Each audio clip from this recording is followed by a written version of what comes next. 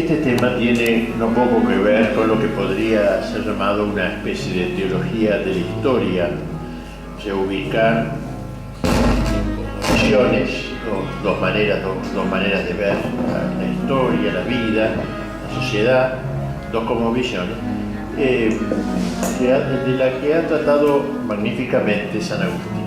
El Papa León XIII en su momento, dada la decadencia de los estudios teológicos, había recomendado vehementemente el estudio de Santo Tomás, por ver a Santo Tomás como el gran maestro de la filosofía, de la teología sobre todo. Y gracias a Dios algún caso se le hizo, se crearon algunos institutos tomistas, etc. Se le dio una impostación más tomista a la enseñanza en las universidades y seminarios. Pero al mismo tiempo, León XIII, en otro lugar, recomendó para la historia la vuelta a San Agustín.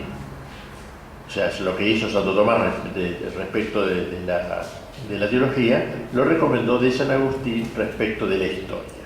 Y este segundo deseo del Papa no se vio cumplido, en realidad. Me parece muy importante, máxime en nuestro tiempo, donde la revolución cultural en buena parte ataca por la desmemorización, la retoma de la memoria, como se dice, la memoria histórica, corrompida, tergiversada. Por eso este tema tiene que ver con esto segundo, con esta visión de la historia, que nos presenta dos maneras de entender la historia y dos maneras de entender al hombre. En realidad, para enmarcar lo que vamos a decir, volvemos al famoso texto de San Agustín, que está en el portal, digamos, de su libro de Civitate Dei, que es el libro dedicado a la historia. Si bien en muchos otros lugares, hasta comentando los salmos y todo, tiene alusiones a la historia. Está esa famosa frase: dos amores fundaron dos ciudades, el amor de Dios hasta el menosprecio del hombre, es decir, menosprecio quiere decir dar menos valor, menosprecio no quiere decir desprecio. La exaltación de Dios y el debido subordinación del hombre, la ciudad de Dios. Y la exaltación del hombre y el menosprecio de Dios, la ciudad del mundo. Dos ciudades, dice San Agustín, dos ciudades que se manifiestan por sus dos amores, por dos primados, el primado de Dios y el primado del hombre. La exaltación del hombre endiosado, el hombre con mayúscula. Dos amores crearon estas dos ciudades y hay un conflicto entre las dos ciudades. Pero enseguida San Agustín, que inmediatamente propasa sus propias elucubraciones, dice: estas dos ciudades no empezaron con la creación del género humano, sino que ya tienen su origen en el mundo angélico. Porque antes que Dios creara a los hombres, hizo a los ángeles, y los ángeles se dividieron en dos bandos, también ellos. Hay dos gritos, podríamos decir, de los ángeles. Uno, Micael, que en hebreo significa ¿quién como Dios? ¿Quién como Dios? Micael, San Miguel, Miguel, arcángel, ¿no? Es el nombre de él, ¿quién como Dios? O sea, el primado de Dios. Y los ángeles subordinados a Dios, criaturas de Dios, reconociendo su criaturidad. Y otro grito, non serviam, no quiero servir, me niego a servir, que es el grito de Satanás, de Lucifer. Así que las dos ciudades empiezan ahí, tan lejos empieza, en el mundo angélico. Y esas dos ciudades luego también se introducen en el género humano. Caín y Abel. Caín representa la ciudad del mundo, la ciudad homicida, la ciudad asesina. Abel representa la ciudad de Dios, la ciudad nómade, peregrina. Dos ciudades, entonces.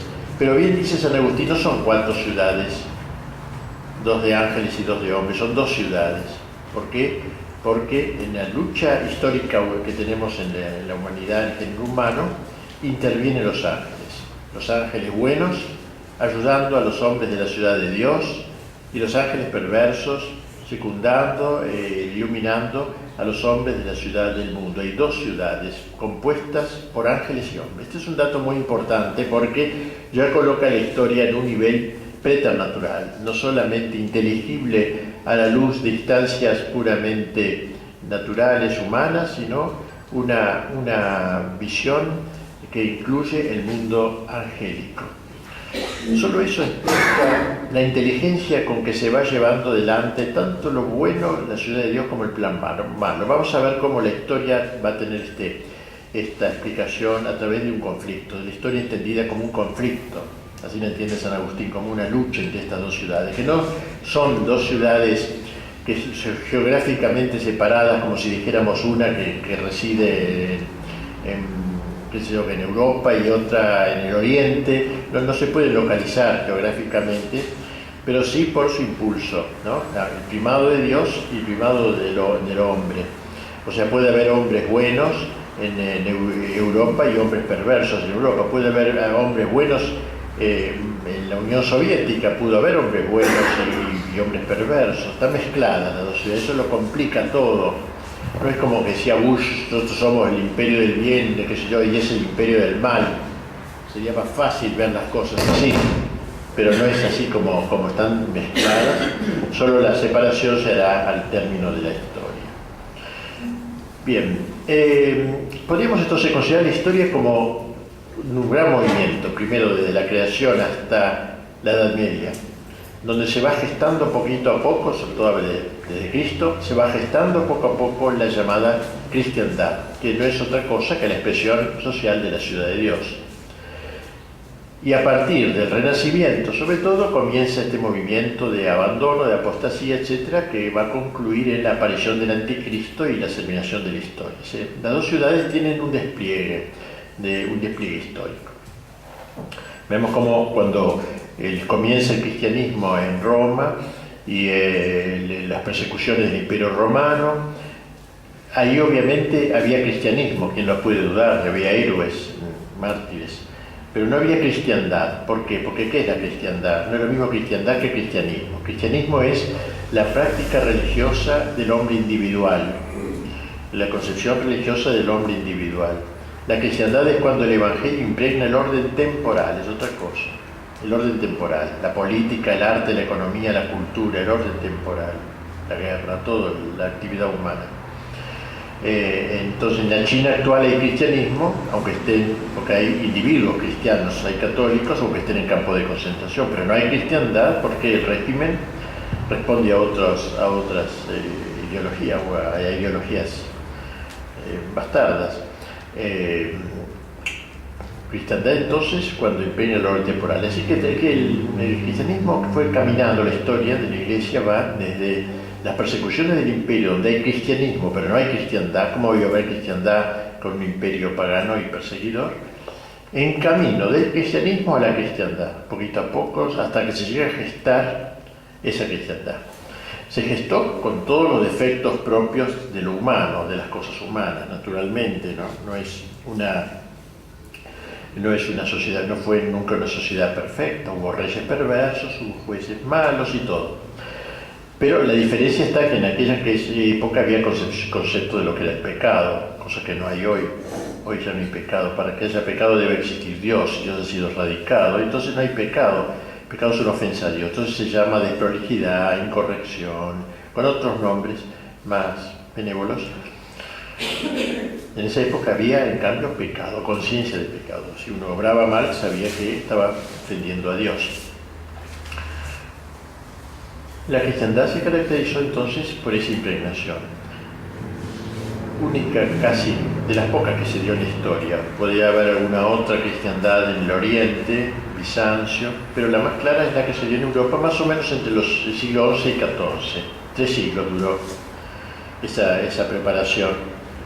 Ya comenzó en Carlomagno antes, ¿no? Carlomagno leía, tenía bajo el brazo el libro de Civitate Dei, justo el libro de San Agustín, era su libro de cabecera. Se fue gestando y llegó el momento ese. El Evangelio impregna el orden temporal, impregna la política, por ejemplo. Y tenemos reyes santos como San Luis, como San Fernando de España, como San Vladimir de Rusia, como San Esteban de Hungría, un montón de reyes santos que dan una forma muy especial, en donde la realeza era entendida como una vicaría de Dios. El rey era el vicario de Dios en el orden temporal. Así como el Papa es el vicario de Dios en el orden espiritual, sobrenatural, el rey es el vicario de Dios en el orden temporal. Y por eso el rey era investido como tal. La noche antes de ser coronado pasaba en oración en la iglesia, la catedral, donde iba a ser coronado, y luego al día siguiente se le daban todos los atributos de la realeza, algo así como cuando al sacerdote se le ordena, se le pone la casulla y todos los ornamentos, así también se hacía con los reyes, se le daba la corona, con fórmulas, estaban en los leccionarios antiguos, eso, las fórmulas donde se ponía la corona, el cetro, la espada, etc. O sea, se sacralizó la figura del rey. Era una figura sagrada, digna de todo respeto. Por eso la muerte de Luis XVI fue un acto simbólico de gran nivel, que vamos a ver luego. La masonería tiene dos grandes enemigos, los altares y los tronos, como se dice, ¿no?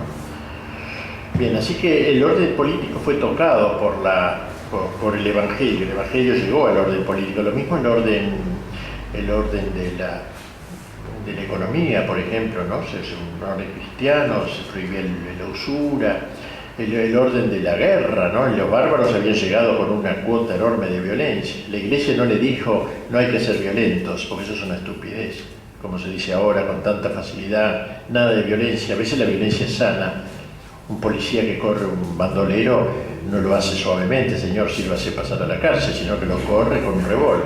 Y eso es violencia, es sana violencia. La guerra justa es violencia y es sana violencia. Así que es ridículo estar diciendo nada de violencia. Así que así le habló la Iglesia a los bárbaros, no le dijo nada de violencia. Dijo, esa violencia de ustedes es una calamidad. Matan, liquidan, violan y todo eso no. Y les enseñó el recto uso de la fuerza, y ahí apareció la figura de la caballería, que es el primer ejército católico que aparece. La fuerza armada al servicio de la verdad desarmada, al servicio de los grandes valores.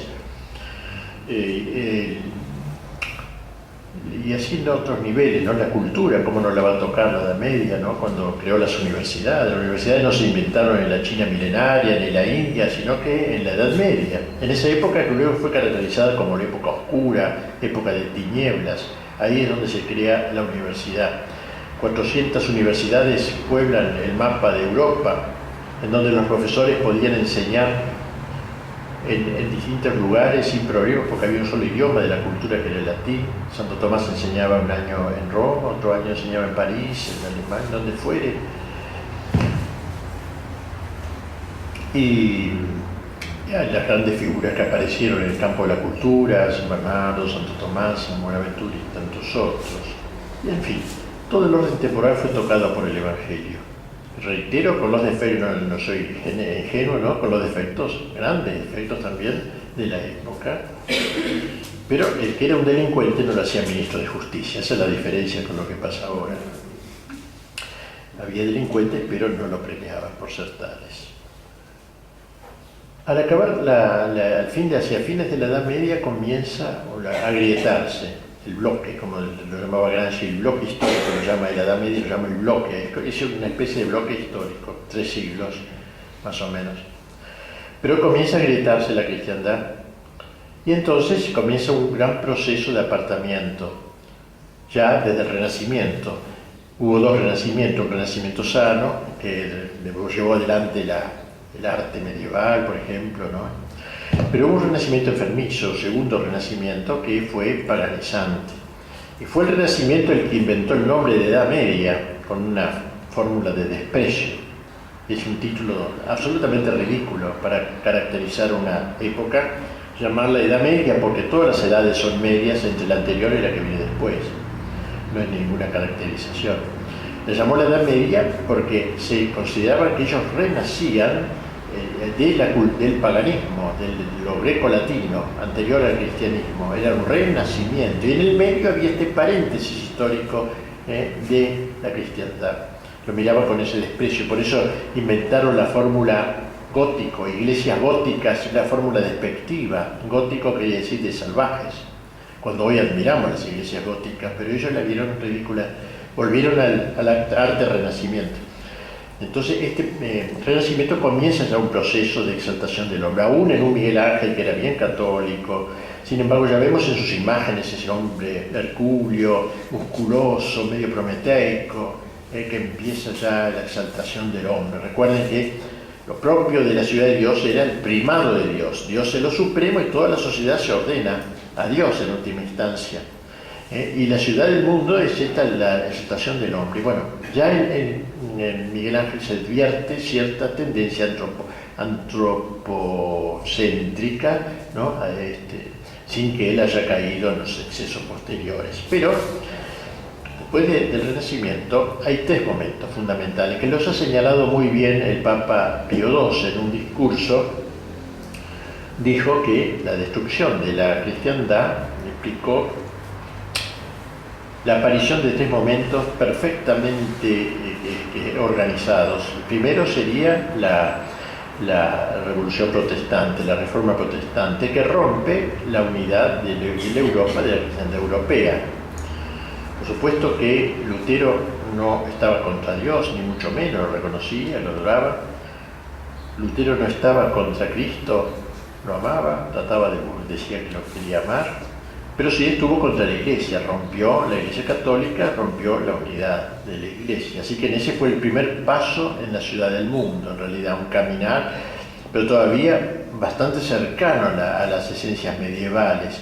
Pero ya es un paso importante, lo señalaba Pío II. Segundo paso lo podemos ver encarnado en la Revolución Francesa. Allí se da un paso muy fundamental, porque ya se niega todo el orden sobrenatural, cosa que Lutero nunca había hecho. O sea, no solamente se sigue negando la Iglesia Católica como la fundada por Cristo, sino que se agrega una nueva negación, se niega la divinidad de Jesucristo. En todo caso, Cristo es un gran hombre, pero nada más. Se sigue creyendo en Dios todavía, aunque sea un deísmo vago, tipo masónico, supremo arquitecto, lejos, allí que no molesta, que nos hizo y después nos deja obrar como queramos. Y luego faltaba por dar el tercer paso, la Revolución Soviética, en donde hay un intento contra Dios, no solamente atea, sino antitea, se crean sociedades para la destrucción. Curioso, un movimiento que juzga que Dios no existe, pero lo ataca algo inexistente, lo que fuere. Pero eso señaló, parecería el último momento de esta historia de la ciudad del mundo. Revolución Francesa, el protestantismo, Revolución Francesa, Revolución Soviética. Esta visión de la historia me parece que es muy fiel al espíritu agustiniano. Como decíamos, los ángeles malos están unidos a la ciudad del mundo. Es demasiado inteligente el proceso de la revolución anticristiana, es demasiado inteligente como para haber sido gestados por puros hombres. Hay una mente preternatural. No es que un grupito de personas en el siglo XVI dijeron vamos a hacer una revolución en 3 estadios, tal, cual y cual. No, Lutero no tenía ni idea de lo que vendría después. Ni la Revolución Francesa sabía lo que venía después, pero hay un orden demasiado lógico como para ser meramente humano, demasiado concatenado. Primero, Iglesia no, Cristo sí, Dios sí. Segundo, Iglesia no, Cristo no, Dios sí. Tercero, ni Iglesia, ni Dios, ni Cristo, nada. Todo eso queda destruido. Es en este contexto donde aparece en esta ciudad del mundo el papel primordial que va a realizar la masonería, que es como una anticristiandad. Por eso está muy relacionado un tema con otro. Es como una anticristiandad. El que a mi juicio mejor ha desarrollado este tema es el Papa León XIII en su encíclica Humanum Genus, cuyo aniversario pasó hace unos años, fines del siglo XX, desapercibido por desgracia totalmente, pero es un documento muy importante. Ya desde el comienzo de este documento, porque el Papa ahí analiza bien lo que es la masonería, me parece que puede ser útil para todos los momentos, aún para ahora. Digo que ya desde el comienzo el Santo Padre presenta la lucha que la masonería lleva adelante contra la Iglesia en una dimensión auténticamente teológica, no es un movimiento puramente cultural o intelectual. El género humano, dice el Papa, después de apartarse miserablemente de Dios, creador y dador de los bienes celestiales, por envidia del demonio, quedó dividido en dos campos contrarios, de los cuales el uno combate sin descanso por la verdad y la virtud, y el otro lucha por todo cuanto es contrario a la virtud y a la verdad. El primer campo es el reino de Dios en la tierra, es decir, la Iglesia verdadera de Cristo. El otro campo es el reino de Satanás. Bajo su jurisdicción y poder se concentran todos los que, siguiendo los funestos ejemplos de su caudillo y de nuestros primeros padres, se niegan a obedecer la ley divina y eterna y emprenden multitud de obras prescindiendo de Dios o combatiendo contra Dios. Esto es típicamente agustiniano. San Agustín decía que las dos ciudades tenían sus reyes respectivos. La ciudad de Dios, el rey era Cristo; la ciudad del mundo, el rey era Satanás. El Papa retoma eso para hablar de la masonería. Precisamente lo va a poner en esa visión. Por eso me pareció conveniente introducir el tema con la visión de San Agustino, recordarla. León XIII reanuda así la descripción agustiniana en estos términos. Dice: durante todos los siglos han estado luchando entre sí con diversas armas y múltiples tácticas, aunque no siempre con el mismo ímpetu y ardor en los dos campos, ¿no? En nuestros días, todos los que favorecen el campo peor parece conspirar a una y pelear con la mayor vehemencia bajo la guía y con el auxilio de la masonería. Sociedad extensamente dilatada y firmemente constituida por todas partes. No disimulan ya sus propósitos, se levantan con suma audacia contra la majestad de Dios, maquinan abiertamente la ruina de la Santa Iglesia con el propósito de despojar enteramente, si pudiesen, a los pueblos cristianos de los beneficios que le ganó Jesucristo, nuestro Salvador. Bien, la base que justifica el juicio condenatorio que de la masonería pronunció el Santo Padre, dentro de unas 80 encíclicas que hay sobre este tema, pero me quedo en esta que me parece que la que dio más en el clavo mi juicio, reside en su conexión intrínseca con los principios del naturalismo. Es decir, lo más grave de la masonería no es tanto que ataca a la Iglesia, es una consecuencia. Lo más grave es que es su concepción naturalista. Eso va a decir el Papa, es lo central, y a mí me parece que aceptó plenamente. Dice, todo su empeño, dice el Papa, se reduce a traducir en los hechos las teorías del naturalismo. Es decir, la negación del orden sobrenatural. Todo es natural. Todo está en este campo de la tierra, digamos así. Pasa luego el pontífice a señalar los diversos aspectos que caracterizan este naturalismo y se trasuntan en la cosmovisión de la masonería. El principio fundamental de los que profesan el naturalismo es, dice el Papa, que la naturaleza humana y la razón natural del hombre han de ser en todo soberanamente absolutas. O sea, la razón del hombre no depende de nada superior, ninguna revelación, ni la razón, ni la naturaleza humana no depende de nada sobrenatural, todo es soberanamente absoluto. De ahí el culto que la masonería rinde a la razón. Siempre hablan de la razón, no hay documento en la masonería que no habla de las luces de la razón, cerrándose a toda verdad que en una u otra forma pudiera trascender la razón, ya que dicha verdad, en el caso de existir, implicaría un menoscabo de su soberanía. O sea, un meterse Dios en el orden de la inteligencia. Ya el hombre le basta con su propia inteligencia. No cabe, pues, lugar para una revelación divina y, por consiguiente, carecen de sentido los dogmas religiosos. No aceptan, dice el Papa, verdad alguna que no pueda ser alcanzada por la razón humana. Ahora bien, como es oficio de la Iglesia Católica guardar enteramente y en su íntegra pureza no solo el depósito de la doctrina revelada por Dios, que trasciende infinitamente los logros más elevados de la razón humana, sino también la autoridad del magisterio y los demás medios sobrenaturales de salvación. De ahí que, dice el Papa, todo el ataque iracundo de estos adversarios se haya concentrado sobre la Iglesia, Esto, o sea, lo importante es la lucha en pro del naturalismo, ¿no? Y luego es consecuencia del ataque a la Iglesia. No es que nacen para atacar a la Iglesia. La Iglesia es la que defiende el orden sobrenatural, es la principal defensora.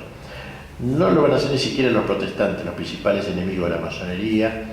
No lo van a hacer ninguno, sino principalmente la Iglesia Católica es el enemigo, no un enemigo, sino el enemigo principal, porque es el que defiende más el orden sobrenatural.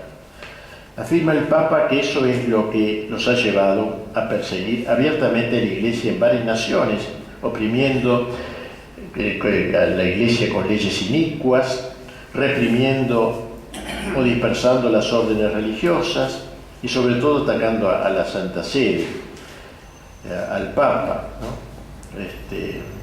Primero quitándole el orden temporal con fingidos pretextos, porque en dicho poder veían el baluarte de su libertad y de sus derechos, luego lo redujeron a una situación injusta por las dificultades que de todas partes se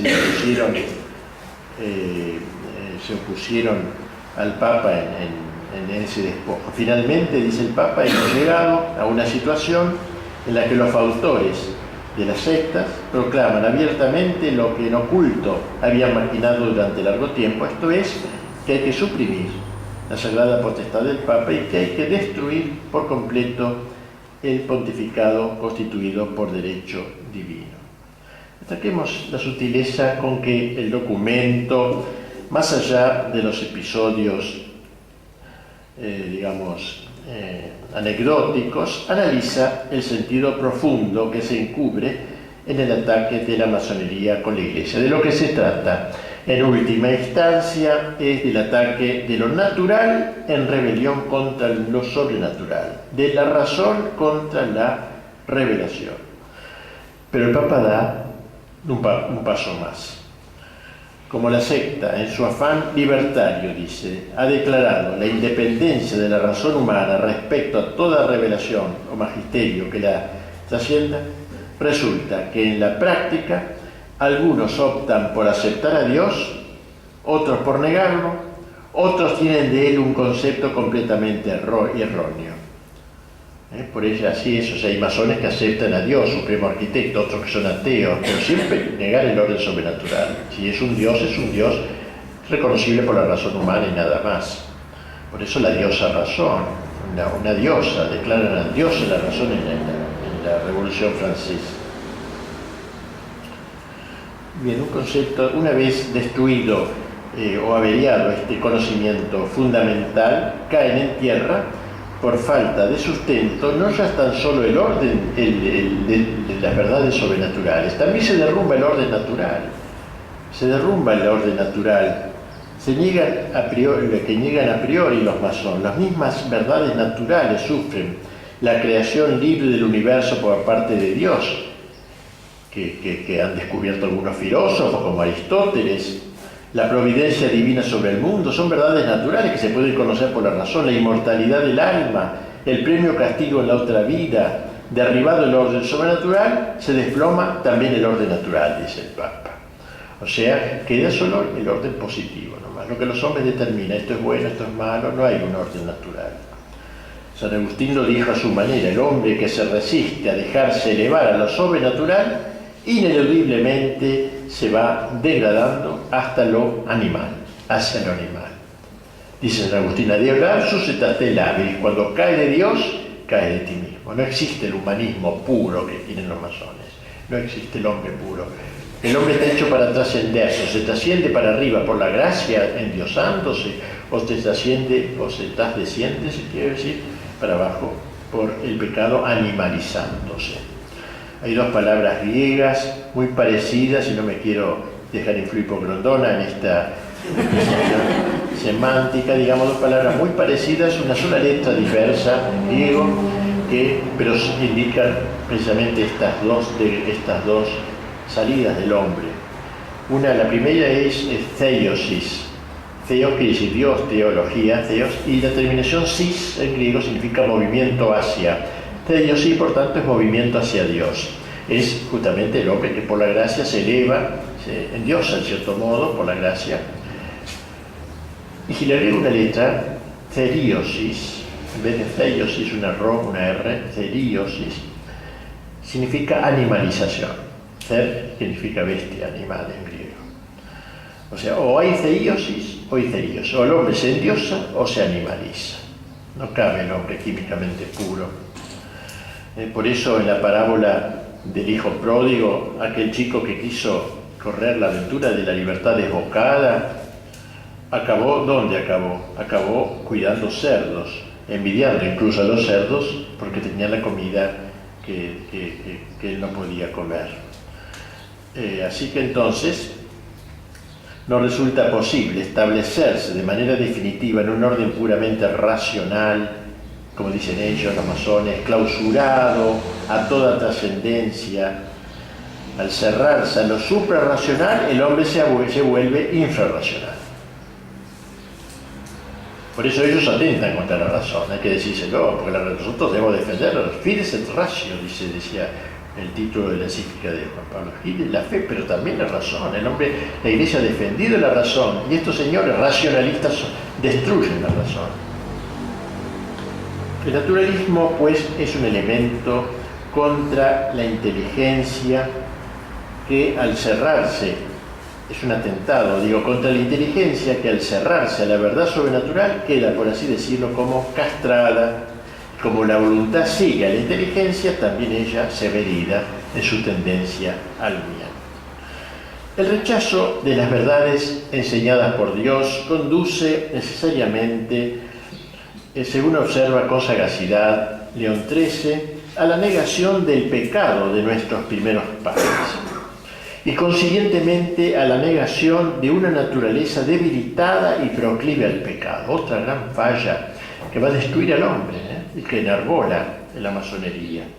Hemos visto hasta qué punto los masones exageran las fuerzas y la excelencia de la naturaleza humana, poniendo en esta el único principio regulador de la justicia. Ni siquiera se les llega a ocurrir la necesidad de refrenar los impulsos de la naturaleza. No acepta, porque el hombre no está herido.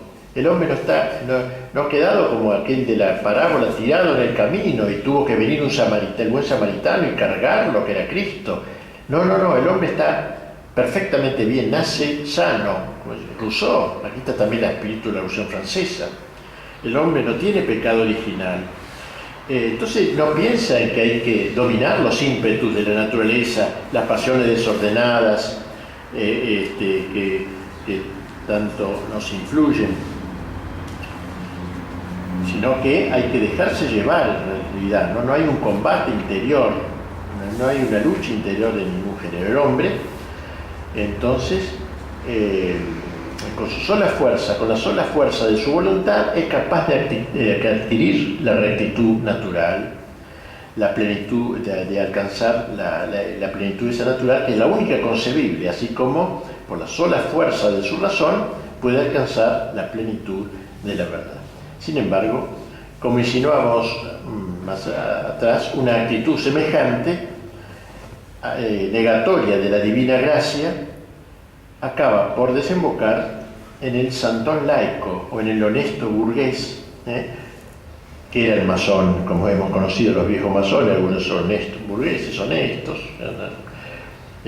tratan de no infringir las leyes generales de la sociedad que se esperaba. Si no era ese honesto burgués, sino es un hombre abiertamente desenfrenado. Por esto, dice el Papa, vemos el ofrecimiento público a todos los hombres de innumerables estímulos, de las pasiones, periódicos y revistas sin moderación ni vergüenza alguna, obras teatrales extraordinariamente licenciosas. Al obrar así, proceden criminalmente, pero son consecuentes consigo mismos todos los que suprimen la esperanza de los bienes eternos y la reducen a los bienes caducos, hundiéndola en la tierra. El naturalismo doctrinal y moral, entonces, que inspira todo el quehacer de la masonería, tiene consecuencias también en el orden social. Por lo que toca a la sociedad doméstica, la doctrina naturalista reduce el matrimonio a la categoría jurídica de un mero contrato entre un hombre y una mujer, cuyo vínculo, enteramente sujeto a la autoridad civil, es legalmente prescindible según la voluntad de los contrayentes.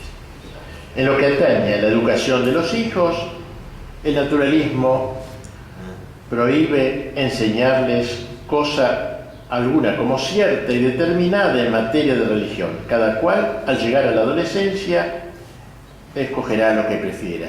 Los masones, dice el Papa, están de acuerdo con estos principios.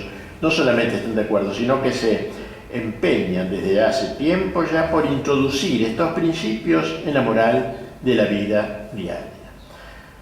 En confirmación de lo cual señala el Papa cómo algunos estados ya habían introducido la ley del divorcio y otras estaban trabajando para ella, etcétera, y habían quitado la enseñanza religiosa y se había separado la Iglesia y el Estado, en fin, todas estas cosas que fueron en buena parte en Argentina también movidas por la masonería. En cuanto a la sociedad política, la intervención de la masonería también es muy evidente, dice el Papa, trabajando por anular todo posible influjo del magisterio y de la autoridad de la Iglesia en el ser y obrar de los estados. Y con este fin, dice, organizan conferencias y movimientos de opinión en pro de la separación total de la Iglesia y del Estado para eliminar todo resto de cristiandad, o sea, impregnación del orden temporal, quitar todo, echar a todo influjo cristiano en el orden de la sociedad, el orden temporal. Excluyen así, dice, de la legislación y de la administración pública el influjo saludable de la religión católica, de lo cual se sigue la tesis de que la constitución total del Estado debe establecerse al margen de las enseñanzas de la Iglesia. Todavía en el ámbito de la política sostienen la total igualdad de los ciudadanos sin distinción alguna y la autoridad elegida, la autoridad del pueblo, famoso la soberanía del pueblo que inventó la Revolución Francesa, ya no es más, como decíamos en la cristiandad, el rey es el vicario de Dios en el orden temporal, sino que la autoridad viene de abajo, contrariamente a lo que Cristo le dijo a Pilato, no tendría su autoridad si no te hubiera sido dado de lo alto, dada de lo alto. Pero en cambio ellos de lo bajo, y por eso pueden poner una autoridad, remover la autoridad a su arbitrio. La idea que los masones se hacen de la vida ciudadana coincide, admirablemente, dice el Papa, con el concepto liberal de la política. O sea, el Papa une la masonería con el liberalismo, son dos cosas muy, muy unidas. Más aún, el liberalismo es un hijo directo de la masonería, es la concreción del naturalismo masónico en el ámbito de la política. Pero la fecundidad de la masonería no se agota en el liberalismo. El Santo Padre, adelantándose en cierta manera en lo que la historia demostraría con los hechos, ya que esto lo escribió antes de la aparición de este fenómeno, enseña que la masonería, al engendrar el Estado liberal, preparaba el camino al socialismo marxista. Dice el Papa, estos cambios y estos trastornos son los que buscan de propósito, sin recato alguno, muchas asociaciones comunistas o socialistas. La masonería, que favorece en gran escala los intentos de estas asociaciones y coincide con ellas en los principios fundamentales de su doctrina, no puede proclamarse ajena a los propósitos de aquellas. Bien, la masonería entonces solo puede ser entendida a fondo si se la considera en el contexto del gran proceso de desacralizador que comenzó a fines del siglo XIV. La Edad Media, a pesar de todos sus defectos, logró plasmar la cristiandad, descrita con tanta expresividad por el mismo León XIII en otra encíclica suya, Immortale Dei, donde el Papa dice, hubo un tiempo, lo dice con cierta nostalgia, ¿no? Como decimos, hubo un tiempo, así empieza este texto, hubo un tiempo en que la filosofía del Evangelio, o sea, el Evangelio, gobernaba los estados. Entonces, aquella energía propia de la sabiduría cristiana, aquella su divina virtud, había penetrado profundamente en las leyes, instituciones y costumbres de los pueblos, en todos los órdenes y problemas del Estado, cuando la religión fundada por Jesucristo, colocada firmemente sobre el grado de honor y de altura que le correspondía, florecía en todas partes, secundada por el favor de los príncipes y por la legítima tutela de los magistrados, y el sacerdocio y el imperio, concordes entre sí, departían con toda felicidad en amigable consorcio de voluntades e intereses. Organizada de este modo, la sociedad civil produjo bienes muy superiores a toda esperanza. Todavía, dice el Papa, subsiste la memoria de ellos y quedará consignada en un sinnúmero de monumentos históricos, ilustres e indelebles, que ninguna corruptora habilidad de los adversarios podrá nunca desvirtuar ni oscurecer. es triste decirlo, o sea, ¿qué queda de la cristiandad? Unos monumentos. Esta catedral de Chartres, allí, esta colonia en Alemania, catedral Colonia de Alemania, esto es lo que queda, monumentos, que nadie podrá negar. Ahí están. Yo le recomendaba a mis seminaristas en Paraná, cuando iban a Roma, alguna, hacer estudios, ustedes estudien, sí, no le soltaba la vagancia, pero lo más importante de Europa es ver todos esos monumentos. Y eso es una cosa, como decía Dostoyevski, yo cuando llegué a Europa y vi esas catedrales y esas ruinas, me caí en el suelo, me caía y besé esas piedras, ¿no? Esas piedras de la cristiandad. Y todo eso ha desaparecido, ¿no? Hubo un tiempo, decía el Papa, por eso, ¿no? Todavía subsiste la memoria de ellos. Y bueno, recordar la memoria también intelectualmente, como lo hacemos acá, no solamente a través de los edificios. Me acuerdo Rodin, el gran escultor, después de Miguel Ángel, los más grandes de la historia, cuenta en un libro que se llama Las catedrales de Francia, va contando lo que iba recorriendo y comentando. Cuando llegué a Chartres, dice, vi esa catedral. Y yo, cuando vi eso, como Dostoyevski, caí de rodillas, me sentí un enano frente a su gigante. Cómo el Renacimiento pudo burlarse de lo gótico, ¿no? Bien, la destrucción de todo el resto de cristiandad, podríamos decir, la destrucción de todo el resto de la cristiandad, es ahí el gran designio de la masonería, ese es el fin de la masonería. Bien, el Papa entonces habla luego de la necesidad de enfrentar esta situación, enfrentar la masonería. Hay una reacción. Esta reacción exige una buena cuota de sagacidad, dice el Papa, porque son muy inteligentes. Tenemos que enfrentarnos con un enemigo astuto y doloso, que halagando los oídos de los pueblos, libertad, igualdad, fraternidad, y de los gobernantes, se ha cautivado a los unos y a los otros con el cebo de la adulación y de las suaves palabras. Por tratarse de un enemigo taimado, uno de los deberes principales de la lucha contra la masonería será el desenmascararla, dice el Papa. Descubrir que detrás de esas lindas palabras, el derecho del hombre, lo que se esconde. Nos hemos tragado todo un vocabulario que proviene del enemigo. Proviene de la Revolución Francesa. Cuando la Revolución Francesa habló de derecho del hombre, lo hacía en contraposición a los derechos de Dios. Cuando la Revolución Francesa habló de la soberanía del pueblo, lo hacía para negar la soberanía de Dios. Y hoy nos tragamos las palabras, queriendo cristianizarlas. Pero eso no es el proceso. Eso es tragar el cebo, mordar el anzuelo, como diría el Papa. Y así el Papa, entonces, dirigiéndose a los obispos, los exhorta a que abran los ojos, especialmente de la juventud. ¿Alguno lo ha visto hacer esto? Yo, por lo menos, no. Consagrando a su educación la mejor parte de sus esfuerzos. Nunca harán demasiado en orden, dice el Papa, a preservar a la adolescencia en las escuelas y maestros que puedan inculcarle el aliento malsano de la masonería. Habrá que incluir en la enseñanza de la doctrina la exposición de la perversidad de la masonería, de modo que todos, dice el Papa, puedan precaverse de las artimañas que suelen emplear para sus dañados propósitos. Y termina el Santo Padre esta notable encíclica, muy visionaria me parece a mí, elevando sus ojos a Nuestra Señora y a los santos para lograr su intercesión en esta lucha frontal.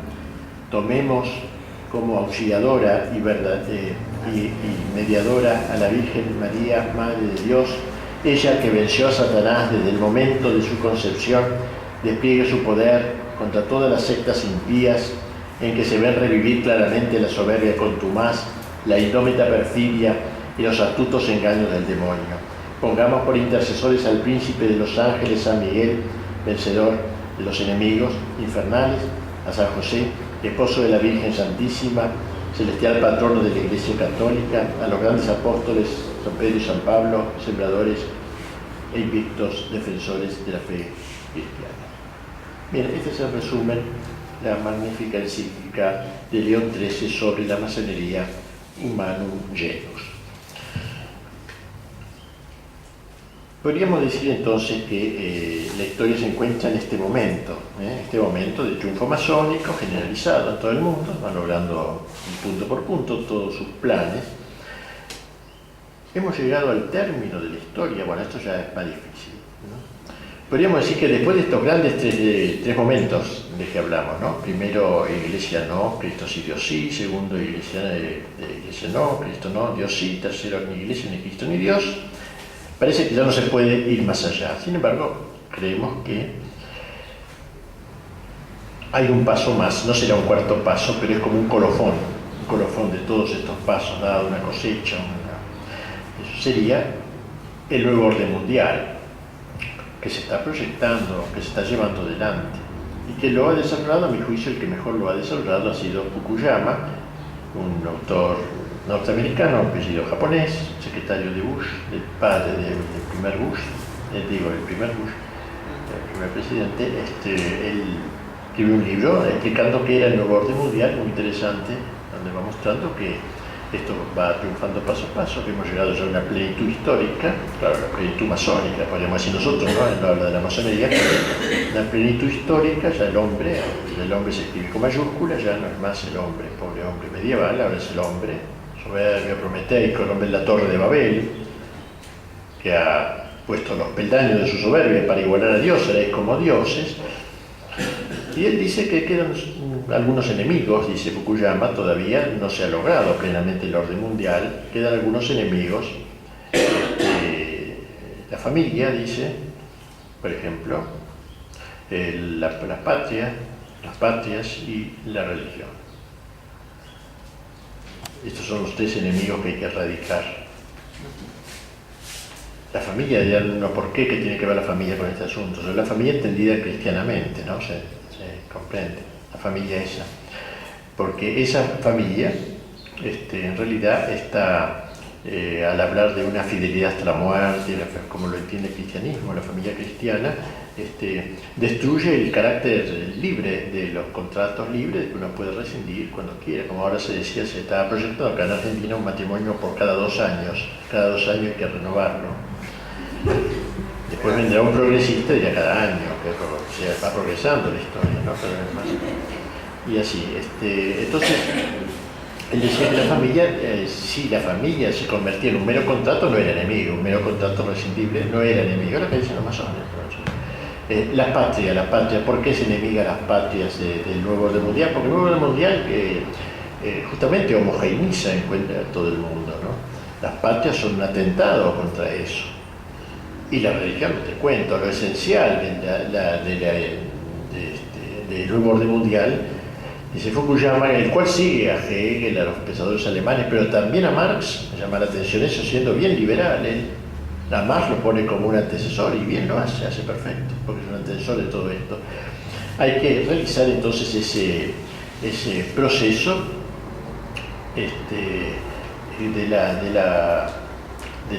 la iglesia, de destrucción del orden religioso. ¿Por qué? Porque el nuevo orden mundial y la modernidad es inmanentista. Esta es una idea de Gramsci también.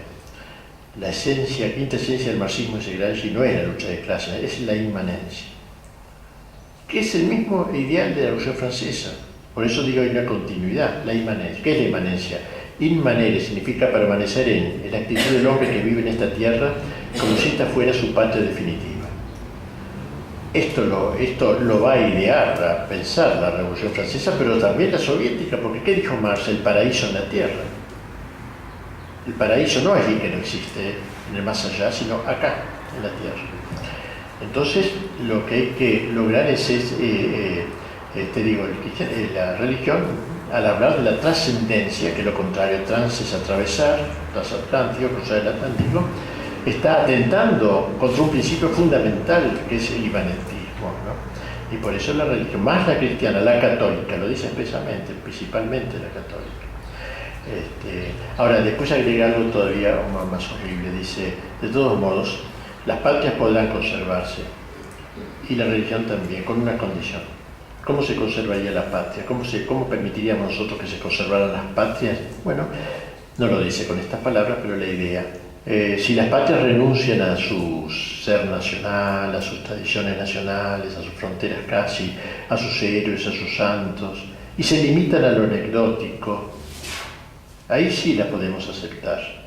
¿Qué quedará de Francia? ¿Qué será Francia? Y será un lugar donde se hacen muy ricos, que textual, esto sí que es textual lo que ahora, muy ricos quesos exquisitos, los franceses tienen quesos muy ricos realmente. Eso es lo que queda de la Francia, de Corneille, de Racine, de San Luis, de Juana de Arco, los quesos. Y de Alemania quedarán las salchichas también, las salchichas y la cerveza, dice. Eso, si Alemania acepta hacer un lugar donde hay muy ricas salchichas, hace muy buena cerveza, ahí se lo podría aceptar un lugar que se llama Alemania. Bueno, y el cristianismo también podría ser aceptado. ¿Con qué condición? Con que el catolicismo, sobre todo, ¿no? Como digo, con la condición de que renuncie a decir que es la verdad. O sea, que diga que es una verdad, una más en la sociedad, como una especie de club, una entidad dentro de la sociedad.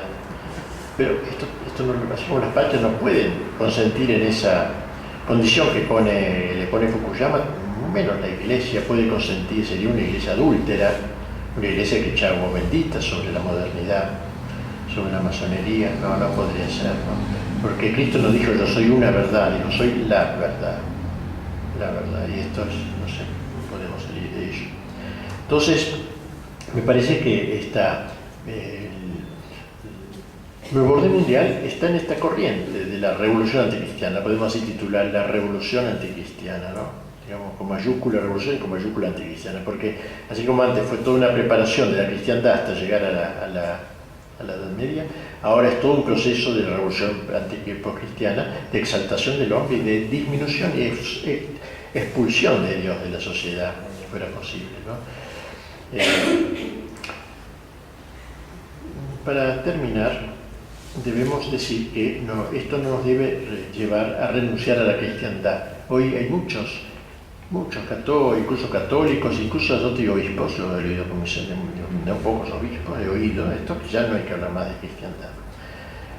Hay que hablar. Una cosa es que no podamos realizarla de hoy a mañana, obviamente, pero tampoco se realizó del Imperio Romano en la Edad Media, pasaron 8 siglos para realizarla, pero se la proyectó, nunca se renunció a que Cristo reine en la sociedad, porque eso no es invento nuestro.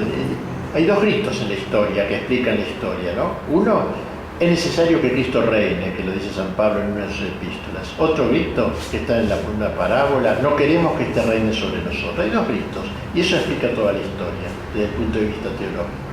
Nosotros no podemos renunciar a que Cristo reine. Como decía el cardenal Pi, esta es la política del Padre Nuestro.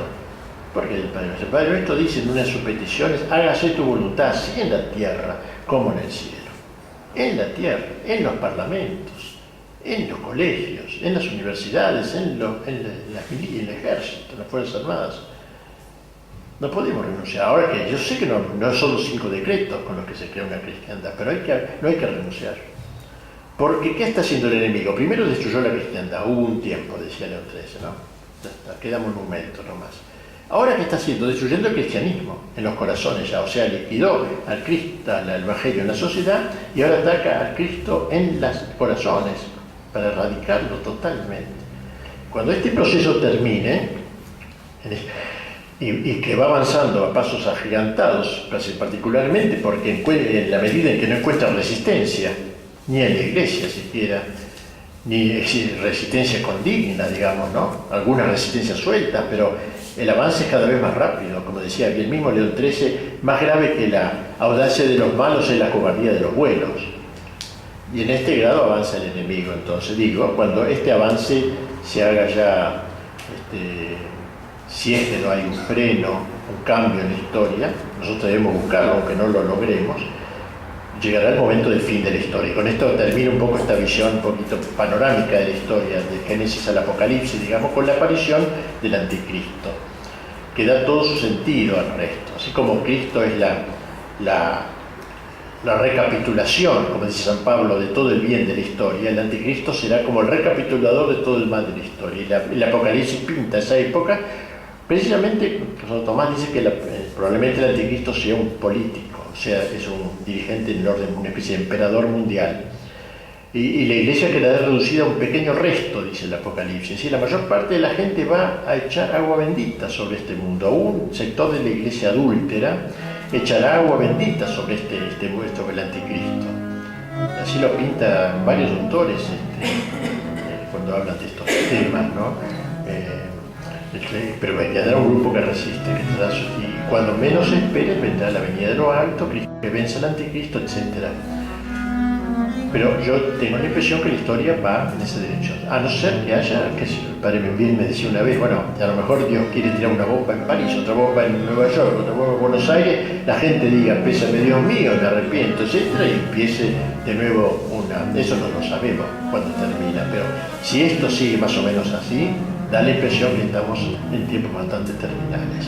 Bueno, con esto queda dado una especie de visión de la historia, las dos concepciones, la concepción de la iglesia hecha cristiandad, la concepción de la masonería que quiere destruir la cristiandad y luego el cristianismo, y punto final. Gracias.